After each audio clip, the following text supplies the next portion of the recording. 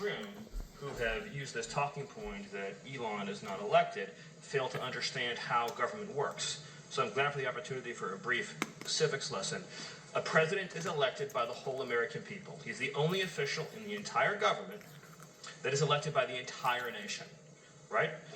Judges are appointed, members of Congress are elected at the district or state level, which is one man. And the Constitution, Article 2, has a clause known as the vesting clause, and it says the executive power shall be vested in a president, singular. The whole will of democracy is imbued into the elected president. That president then appoints staff to then impose that democratic will onto the government. I love it. That had me chuckling today. Look, Donald Trump is, of course, the GOAT, the greatest that ever was. But Stephen Miller comes a close second as he schools these leftists. By the way, who elected Dr. Anthony Fauci? I don't recall voting for him. Great point. Yet he is responsible for untold deaths and carnage among the American people by pushing false narrative regarding COVID-19. But the liberals had no problem with that. This is very simple. Who is in favor of waste, fraud, and corruption? Who could support that? What Elon Musk is doing is uncovering and documenting massive, not millions, not billions, but trillions in waste, fraud, and political corruption. Yet the Democrats seem to be petrified about what he's exposing. So does that mean that they're in favor of waste, fraud, and government corruption? The full authority of the presidency is conferable to his appointees. In this case, I think Elon Musk is doing an amazing service for the American people. And I can't wait till he gets inside Fort Knox because I have a feeling that this is going to be like Geraldo Rivera with Al Capone's safe. I think that there's a high probability that our gold is not there. It hasn't been examined. It hasn't been audited since 1974. Whoa. You find that curious? 51 years. Yeah, that's crazy. We haven't audited our gold. Raj, one more thing. Besides the left, mainstream media, lying, not understanding how government actually works, when Republicans are in charge trying to make it work properly and follow the Constitution, they're used to corruption under Democrats. You also have elected Democrats pushing back, right? Sanctuary cities for illegal, sanctuary for transgender, sanctuary for abortion.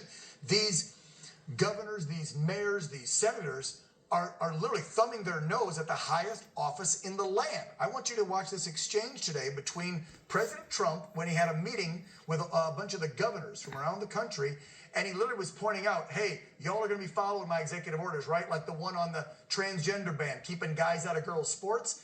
And the governor from, Maine and him get into it. I love this exchange, and I wanted Roger Stone's take. Roll this. But I understand Maine. Is Maine here, the governor of Maine? Huh? Not here. Are you not going to comply with it? I'm complying with state and federal laws. We are the federal law. Well, you better do it. You better do it because you're not going to get any federal funding at all if you don't. And by the way, your population, even though it's somewhat liberal, although I did very well there, your population doesn't want men playing in women's sports. So you better comply because otherwise you're not getting any federal funding. See you in court. Every state, good. I'll see you in court. I look forward to that. That should be a real easy one.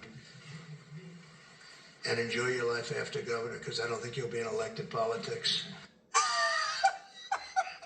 Roger, wrap us up with that. That is classic Trump. That's the best thing I've seen on TV. Well, only this week, because it's awesome every day. I mean, look, that's the Donald Trump that I love. Yes. Tough as nails, resolute. I'll see you in court. Out within the law and the Constitution. You have a grandstanding politician there. I don't know if she thinks there's a constituency in Maine for men playing in women's sports, but I think the president's right about that.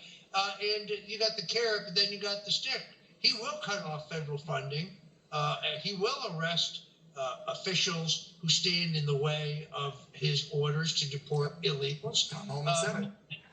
And you see them begin to push back. Congressman Robert Garcia says we need to bring weapons to the Capitol. I heard that. Chris Matthews, the disgraced former journalist, saying somebody needs to take a shot at Donald Trump.